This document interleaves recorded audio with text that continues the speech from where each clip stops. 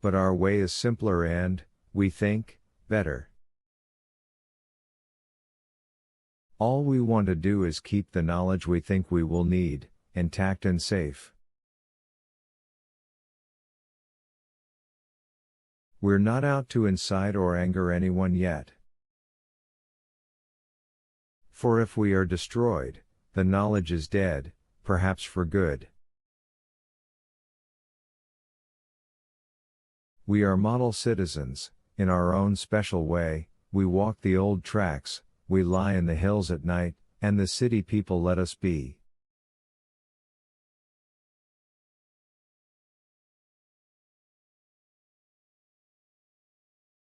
We're stopped and searched occasionally, but there's nothing on our persons to incriminate us.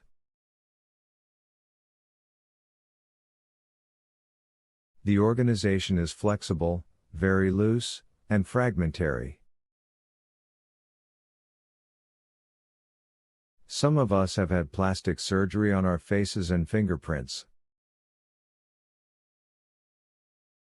Right now we have a horrible job, we're waiting for the war to begin and, as quickly, end.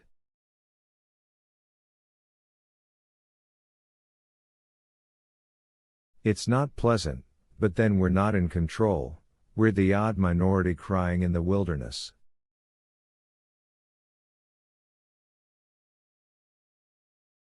When the war's over, perhaps we can be of some use in the world. Do you really think they'll listen then? If not, we'll just have to wait. We'll pass the books on to our children, by word of mouth, and let our children wait, in turn, on the other people.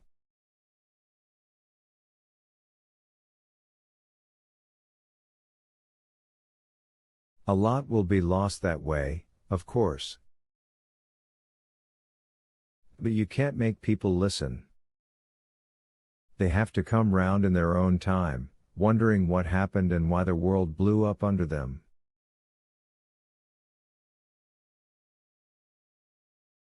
It can't last. How many of you are there?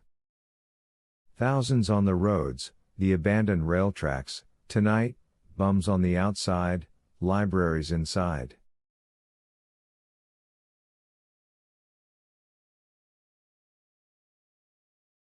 It wasn't planned, at first. Each man had a book he wanted to remember, and did. Then, over a period of 20 years or so, we met each other, traveling, and got the loose network together and set out a plan.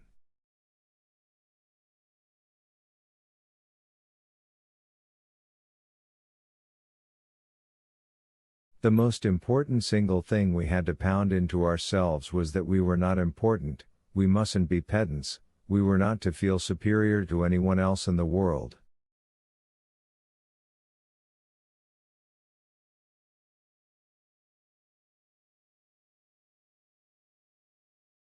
We're nothing more than dust jackets for books, of no significance otherwise. Some of us live in small towns. Chapter 1 of Thoreau's Walden in Green River, Chapter 2 in Willow Farm, Maine.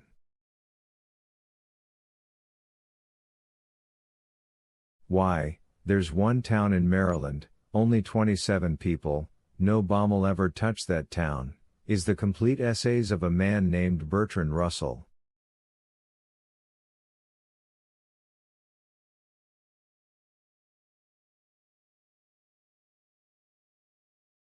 Pick up that town, almost, and flip the pages, so many pages to a person.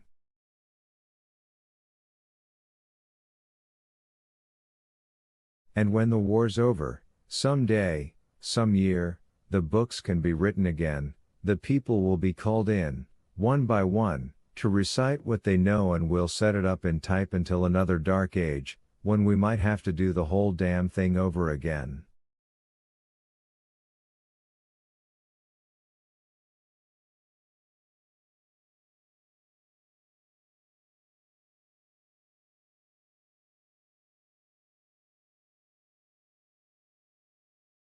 But that's the wonderful thing about man, he never gets so discouraged or disgusted that he gives up doing it all over again, because he knows very well it is important and worth the doing.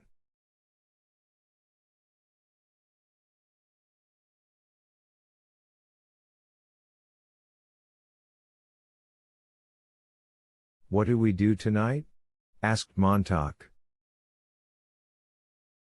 Wait, said Granger. And move downstream a little way, just in case.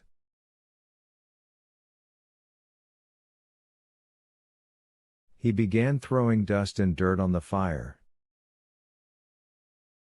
The other men helped, and Montauk helped, and there, in the wilderness, the men all moved their hands, putting out the fire together.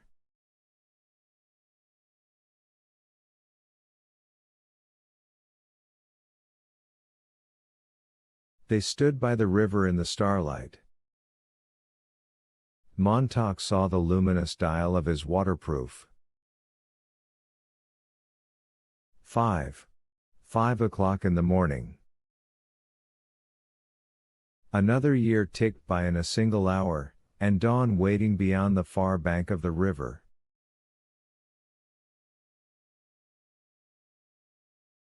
Why do you trust me? Said Montauk. A man moved in the darkness. The look of you's enough. You haven't seen yourself in a mirror lately. Beyond that, the city has never cared so much about us to bother with an elaborate chase like this to find us.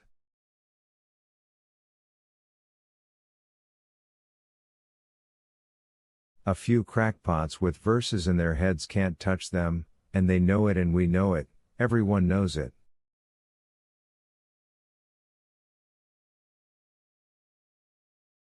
So long as the vast population doesn't wander about quoting the Magna Carta and the Constitution, it's all right.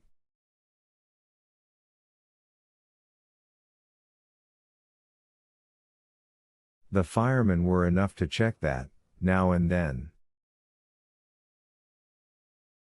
No, the cities don't bother us.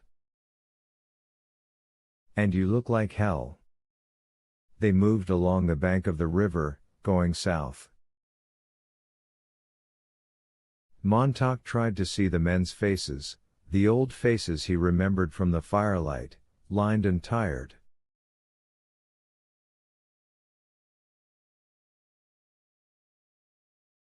He was looking for a brightness, a resolve, a triumph over tomorrow that hardly seemed to be there.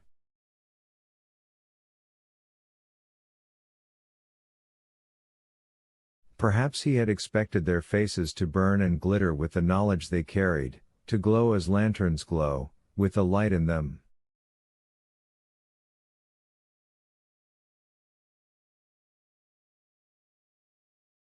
But all the light had come from the campfire, and these men had seemed no different from any others who had run a long race, searched a long search, seen good things destroyed, and now, very late, were gathering to wait for the end of the party and the blowing out of the lamps.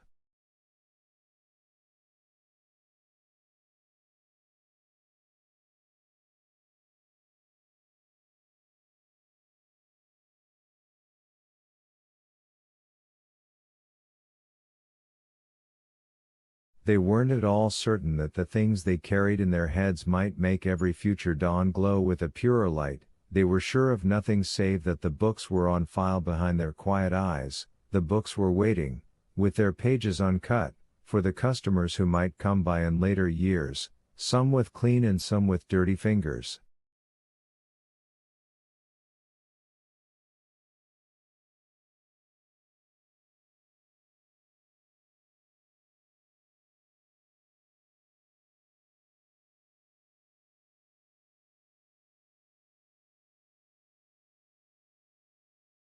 Montauk squinted from one face to another as they walked.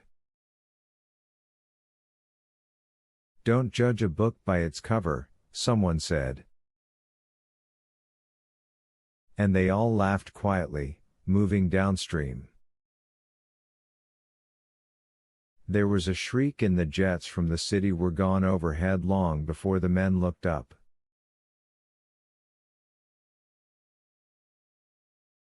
Montauk stared back at the city, far down the river, only a faint glow now.